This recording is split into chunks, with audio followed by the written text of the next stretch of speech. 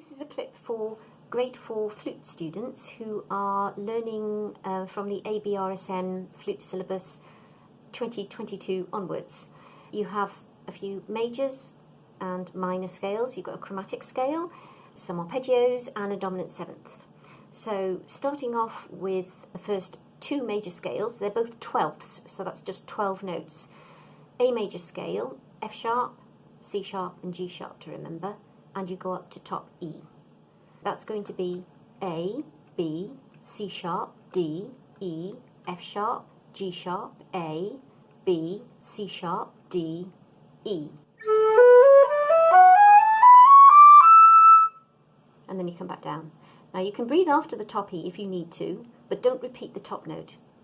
B flat major has got a B flat and an E flat in it, and it goes up to top F, so it's also a 12th.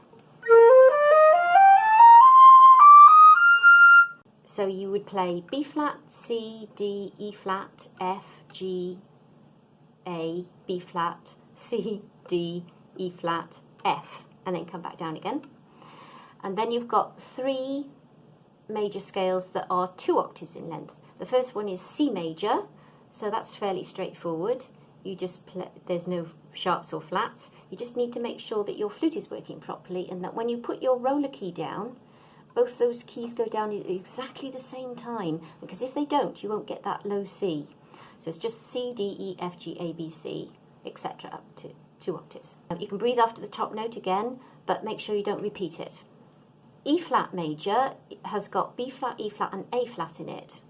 Another name for A flat is G sharp, of course.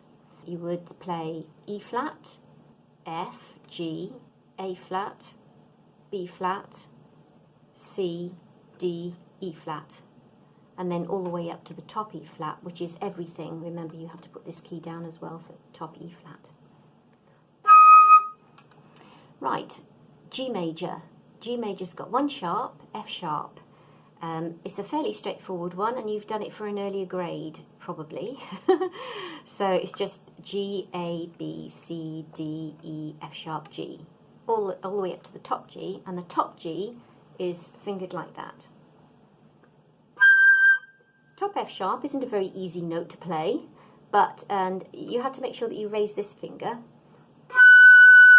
and make sure that you're not touching this key here when you play top F sharp, because it won't work if you use the B flat thumb lever on that one. It won't sound very good, so make sure that your thumb's in the right place. That's G major, and then you've got minors. You've got A minor and B minor. I'm going to talk about the harmonic version, not the melodic version. That's the one where you raise the 6th and the 7th on the way up and lower them on the way down. But I'm going to be talking about the harmonic one, which sounds like this. So it's got that sound to it. It's the same going up as coming down. All you do is raise the 7th note. In A minor, all you have to remember is G sharp.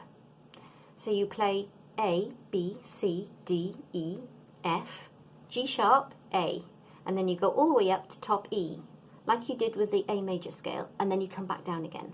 For the top octave, A, B, C, D, E, and then come back down again. Yeah.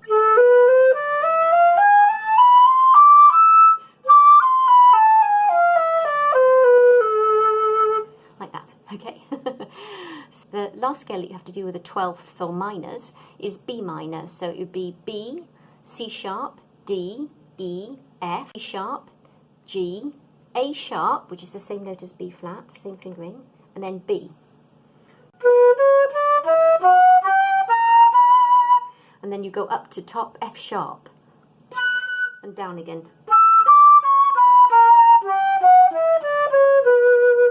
So that's B minor.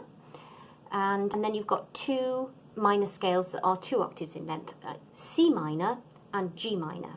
So C minor is C, D, E flat, F, G, A flat, B natural, C. And then you carry on to the top C and come back down again because it's 2 octaves. G minor is G, A, B flat, C, D, E flat, F sharp, G. And you go all the way up to top G for that one. So moving on, you've got chromatic scales starting on D for 2 octaves. So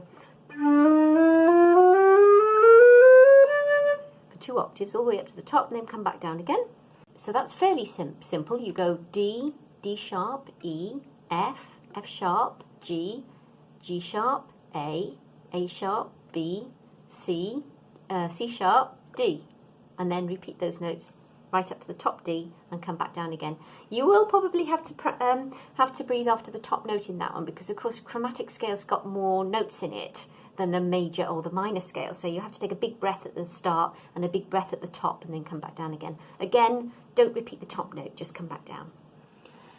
Arpeggios. An arpeggio is the first, the third and the fifth notes of the scale. So you've got A major scale, but a 12th. Now an arpeggio that is a 12th sounds a bit different from the normal arpeggios that are an octave or 2 octaves in length. What happens is that you repeat the top note and the bottom note, the last note. So it goes like this. So A major, in A major you'd have A, C sharp, E.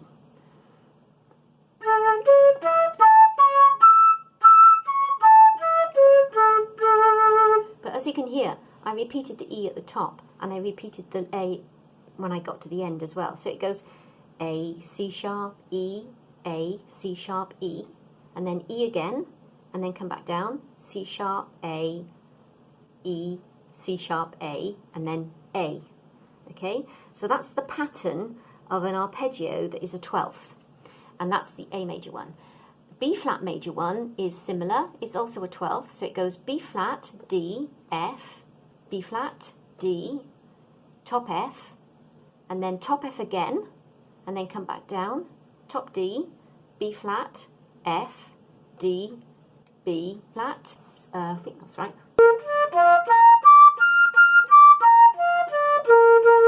That's what it sounds like anyway. So that's B flat major arpeggio, a 12th. Now, there are 3 other major arpeggios. So you've got C major arpeggio, E flat major arpeggio, and G major arpeggio. So C major arpeggio, fairly straightforward, C, E, G.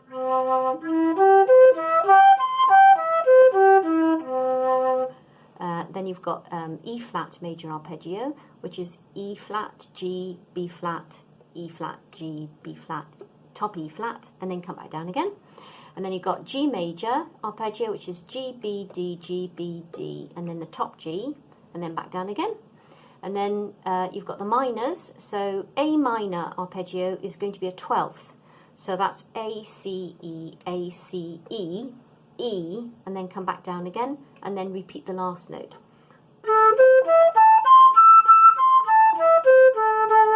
Like that.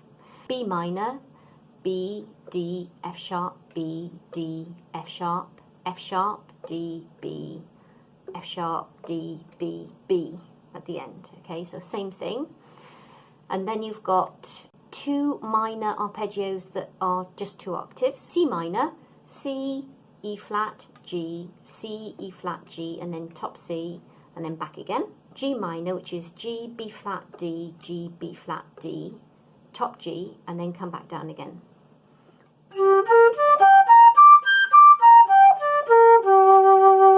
Try not to squeeze the top note.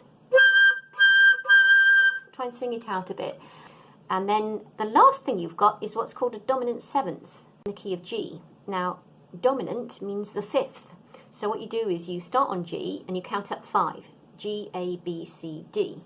And you go D, F sharp, A, and then add the 7th, which is C. So it's D, F sharp, A, C.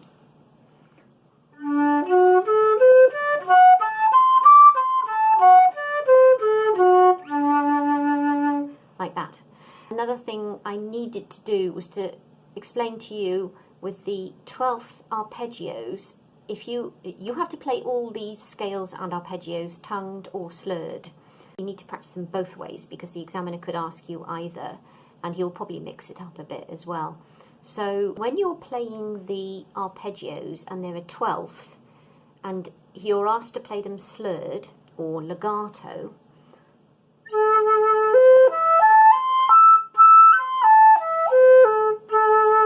notice when you play the second note that's repeated, you have to tongue it, because otherwise it won't come out.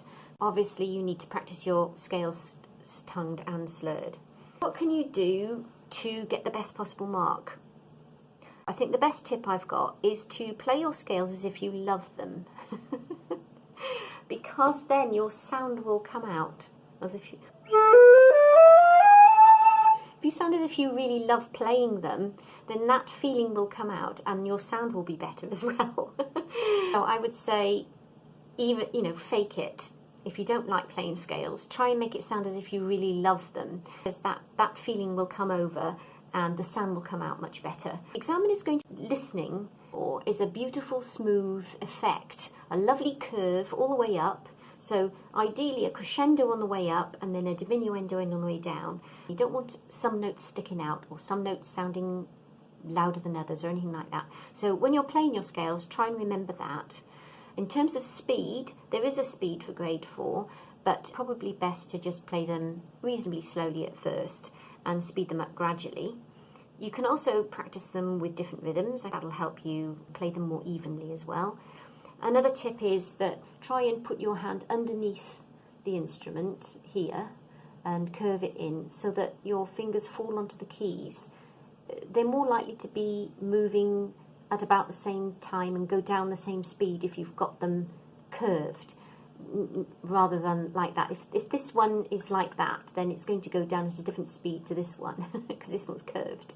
Okay, so try and push that underneath, and with this hand, try and make your hand comfortable so that you can operate down here. You've got C minor and you've got C major to play, so you're going to have to move your little finger backwards and forwards. Try and do that without moving your whole hand, otherwise it's going to be quite a lot of work for you. We can do some exercises for that to help strengthen your fingers there.